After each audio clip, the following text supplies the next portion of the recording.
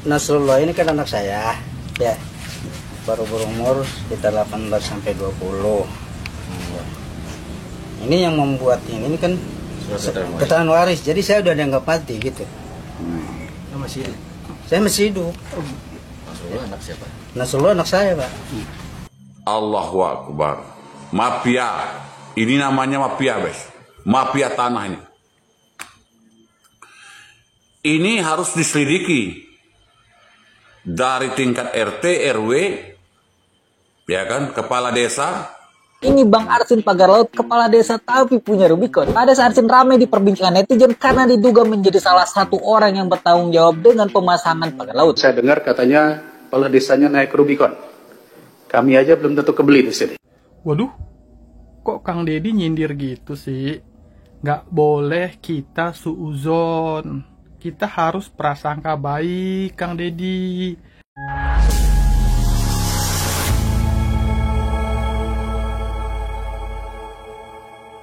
Assalamualaikum warahmatullahi wabarakatuh, saudara-saudaraku sebangsa dan setanah air. Dimanapun kalian berada, semoga kalian selalu dalam kondisi sehat walafiat. Berjumpa lagi dengan saya di Gaspol Update ya. Kami bukanlah buzzer pihak manapun, kami hanya menyajikan keputusan ada di tangan Anda. Teman-teman, ini ada video yang menurut saya cukup menarik, yakni tentang kabar terbaru mengenai perkembangan kasus pagar laut di Tangerang ya. Semakin kesini semakin jelas siapa-siapa saja pihak-pihak yang terlibat ya dalam penerbitan sertifikat laut tersebut ya. Dan juga bagaimana prosesnya sampai sertifikat itu diterbitkan ya. Kemarin sudah kita up juga ya tentang 6 pegawai di Kementerian ATR BPN yang sudah mendapatkan sanksi ya, pembebasan tugas dan pemecatan ya. Nah, setelah mengemuka teman-teman ya, yang menjadi sorotan netizen saat ini adalah Kades Kohot ya. Kades yang disebut-sebut kaya mendadak ya, bahkan memiliki mobil mewah loh, Rubicon.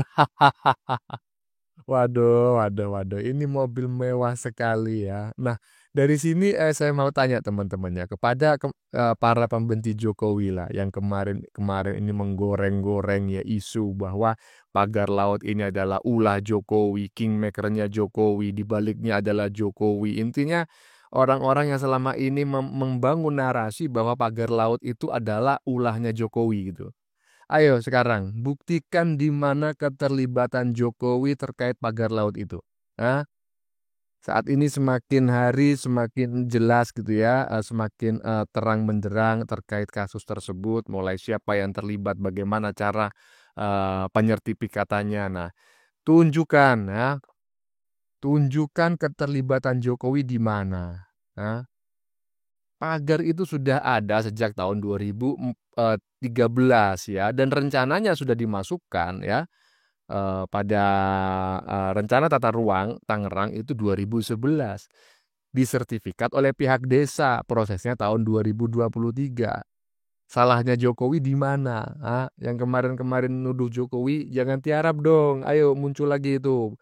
Ayo ngomong lagi, buktikan di mana keterlibatan Jokowi ya. Nah, bagaimanakah videonya dan bagaimanakah respon netizen? Mari kita tonton bersama, kemudian mari kita komentari bersama di bagian akhir video. Ini dia.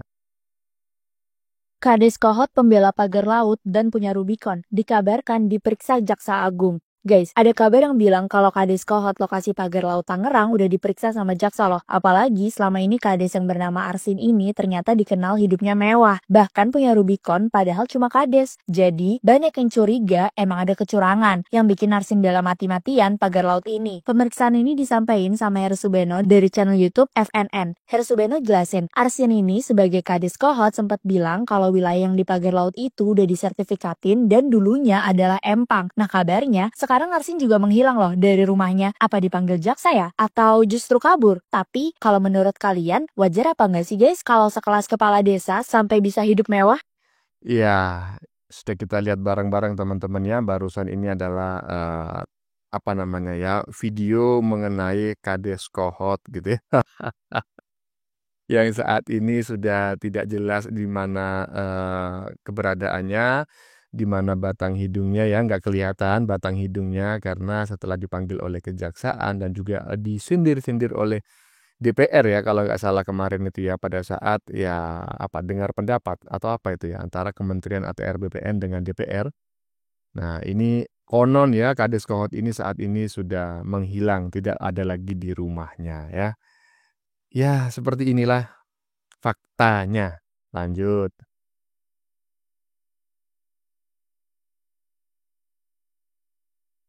Ini Bang Arsin Pagar Laut, kepala desa tapi punya Rubicon. Kades Arsin ramai di perbincangan netizen karena diduga menjadi salah satu orang yang bertanggung jawab dengan pemasangan pagar laut. Menariknya netizen ramai memperbincangkan kekayaan Kades Arsin. Dan bahkan fakta dari penelusuran Tempo, Kades Arsin dikenal sebagai orang kaya baru. Berangkat ke kantor desa yang hanya 500 meter menggunakan mobil yang berbeda, lengkap dengan sopirnya. Menariknya tercatat Kades Arsin memiliki beberapa mobil mewah, salah satunya seperti Rubicon dan Honda Civic. Dan kalau dikalkulasikan, dua mobil itu saja sudah bernilai 2 miliar rupiah. Yang lebih menariknya lagi, dalam penelusuran Tempo, ternyata posisi rumah Kades Arsin harus melewati gang dan terlihat paling mewah di antara rumah tetangganya. Yang lebih menariknya lagi, jika dihitung gaji Kades itu per bulan 2.500.000 ditambah tunjangan mungkin mencapai 5 juta, maka untuk bayar pajak mobil-mobil mewahnya kayaknya nggak cukup deh. Kalau menurut kamu bagaimana?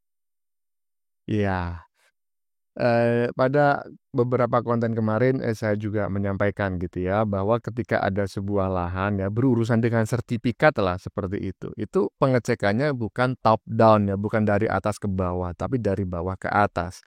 Karena penyertifikatan itu prosesnya itu dari pihak desa gitu ya. Nah, dari pihak desa kalau menggunakan notaris ya dari pihak desa langsung ke apa namanya itu ke BPN gitu ya di tingkat kabupaten biasanya seperti itu.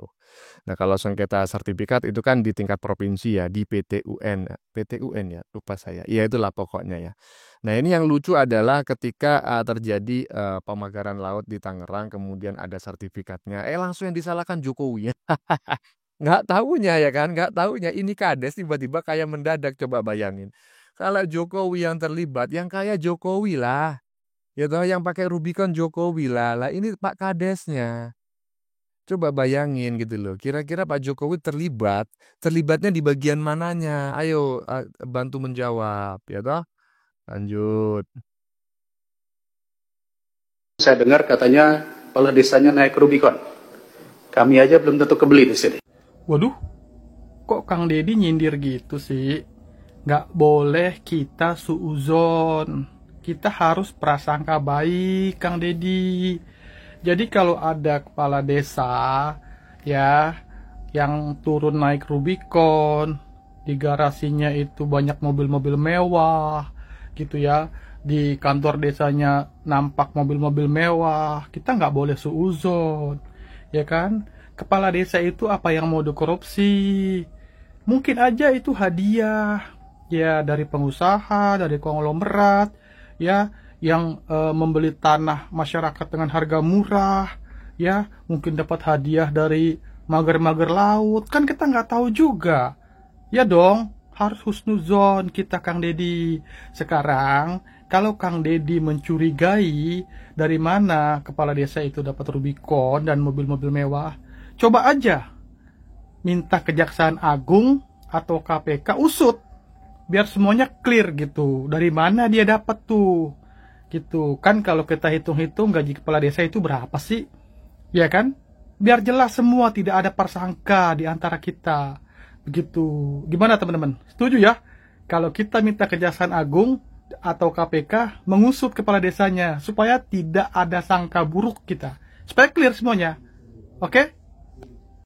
Iya.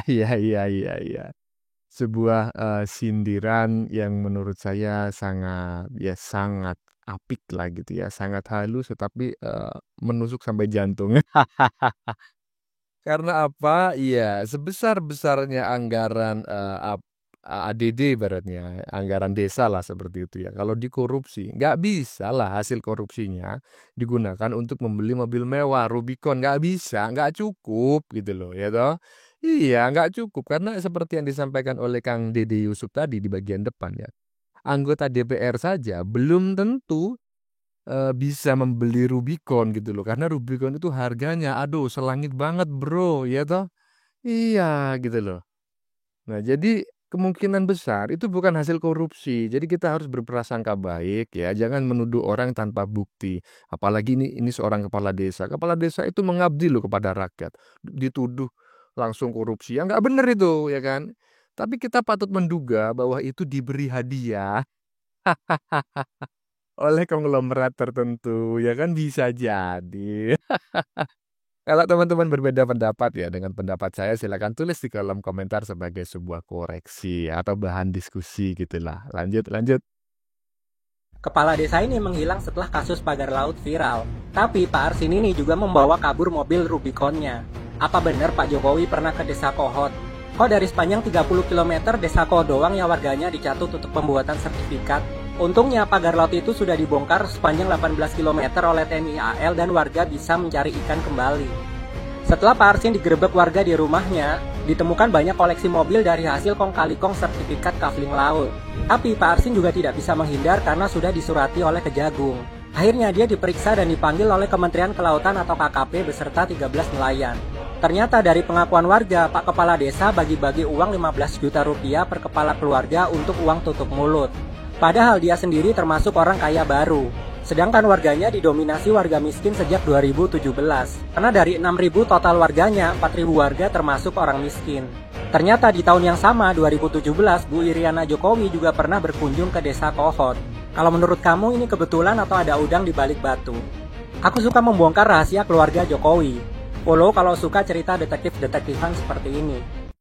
Iya, teman-teman ya, tentu teman-teman hafal dengan wajah ini orangnya. Tolong disimpan ini wajahnya. Ini adalah orang yang kemarin, netizennya maksudnya ya, konten kreatornya ini ya, yang rambutnya agak dipirang-pirangin di bagian depan ini. Ini adalah yang kemarin-kemarin suka mencaci maki Jokowi, ya, menuduh Jokowi, menganggap bahwa pagar laut itu ya apa namanya, ibaratnya itu ulahnya Jokowi lah seperti itu. Nah, kalau sudah seperti ini gimana gitu ya? Coba ya, apakah Anda masih menuduh Jokowi? Nah, kalau sudah seperti ini, coba tunjukkan di mana celah keterlibatan Jokowi di situ.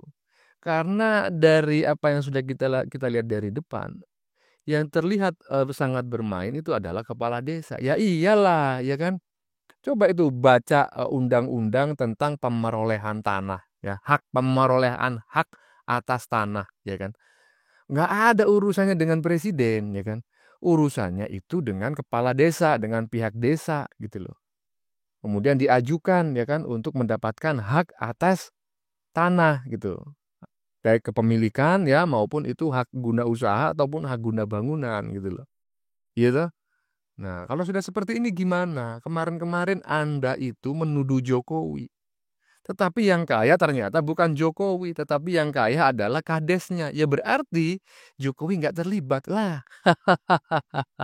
Lanjut. Dibaik satu persatu. Dibaik satu persatu. Nasrullah ini kan anak saya, ya, baru berumur sekitar 18 sampai 20. Ini yang membuat ini kan keterangan waris, jadi saya udah dianggap mati gitu. Masih hidup. Saya masih hidup. Nasrullah anak siapa? Nasrullah anak saya, Pak. Luasnya cok tunjukin. Luasnya 4978 M2 meter persegi.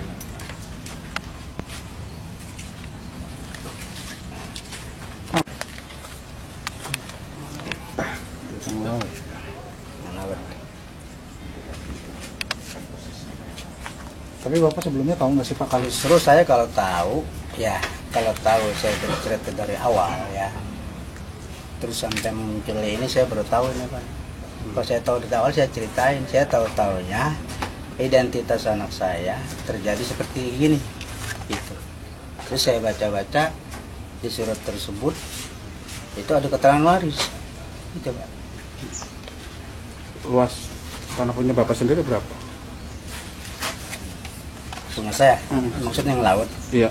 Yang laut ini, yang tertera sini, 14978. 1,4 hektar. Tapi sebelumnya Bapak itu punya lahan di daratan atau Saya sama sekali nggak punya, Pak. Semeter pun saya nggak punya. di laut? Kalau di daratan? Di darat pun saya nggak punya. Memang tidak punya. Apalagi itu di laut. Itu laut kan laut negara, Pak. Tapi tiba-tiba ada penerbitan itu, Pak. Ya itu, Pak. Dari diri Bapak pribadi sendiri, Bapak merasa dirugikan nggak sih dengan adanya hal ini? Merasa lah. Saya nggak terima ini, nggak terima. Pak, sebelumnya ada pihak-pihak dari kelurahan datang ke rumah Bapak? Nggak ada. Mereka tiba-tiba pinjam KTP anak Ya, Bapak? anak saya. Terus langsung Jadi diambil begitu aja. Kemudian yang selebihnya saya nggak tahu ya, tahu-tahu jadi begini. Ya, jadi gini, itu khusus di Desa Kohod ya. Di Desa Kohod itu terbagi ada berapa pecahan sertifikat.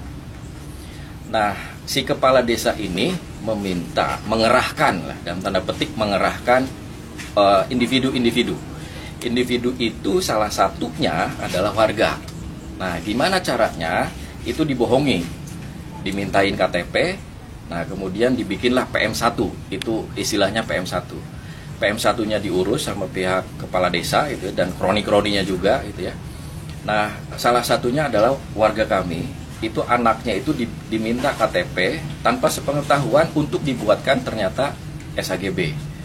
Nah, dalam prosesnya itu PM1-nya itu bukan hanya PM1 dalam untuk peningkatan sertifikat, tapi dibuatkan surat keterangan waris.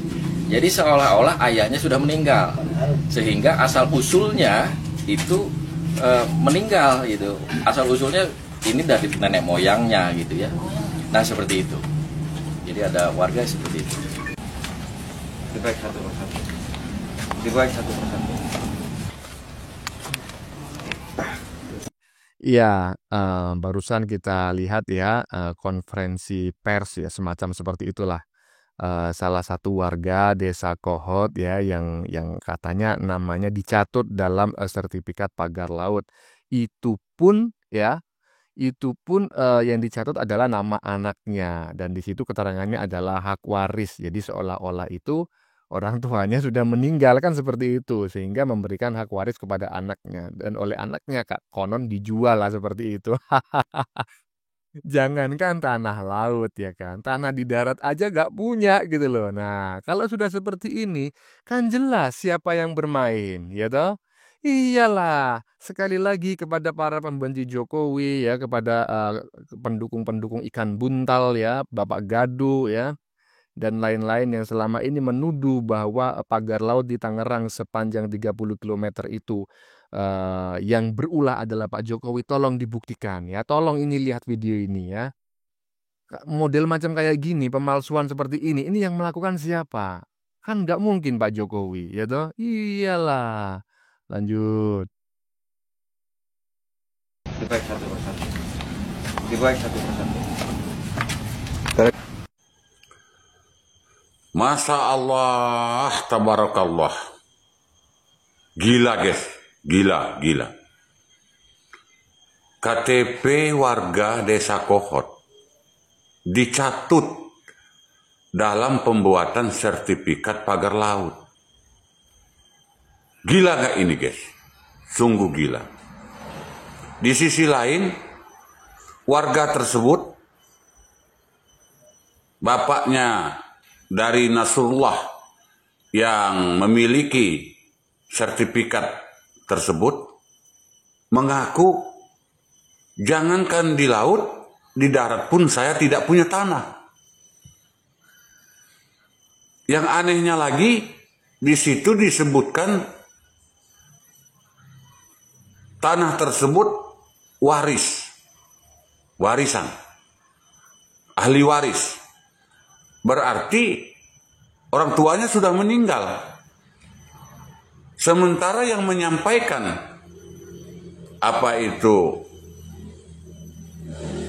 statement ini adalah orang tua si Nasrullah yang pemilik sertifikat tadi.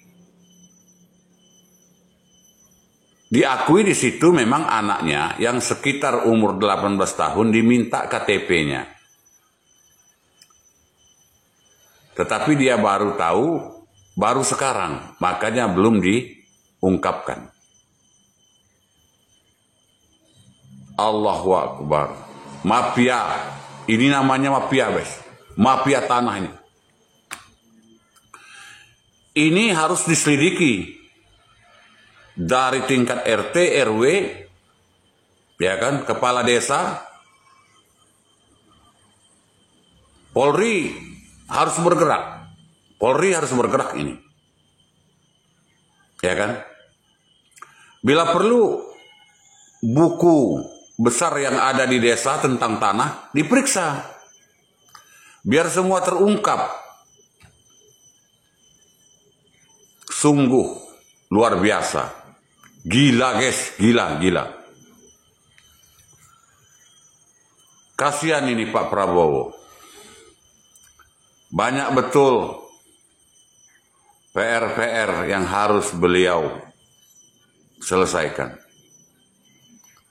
Semua PR-PR tertimpa pada beliau. Semangat Pak Presidenku, Prabowo Subianto.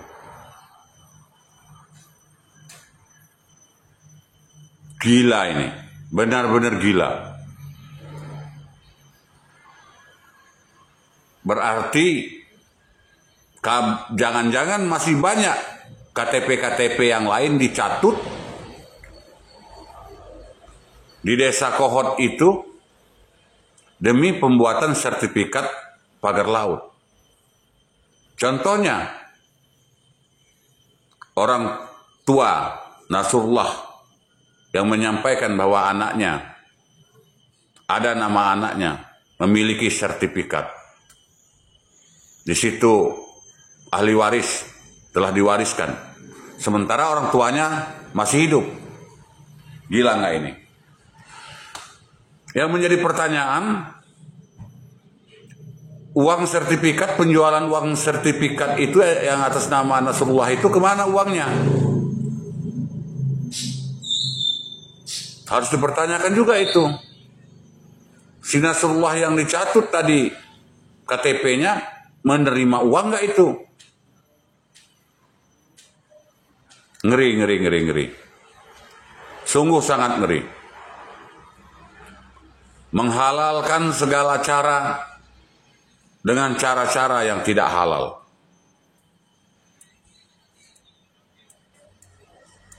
Saatnya siapapun yang terlibat di dalam itu disikat, jangan lagi dibiarkan.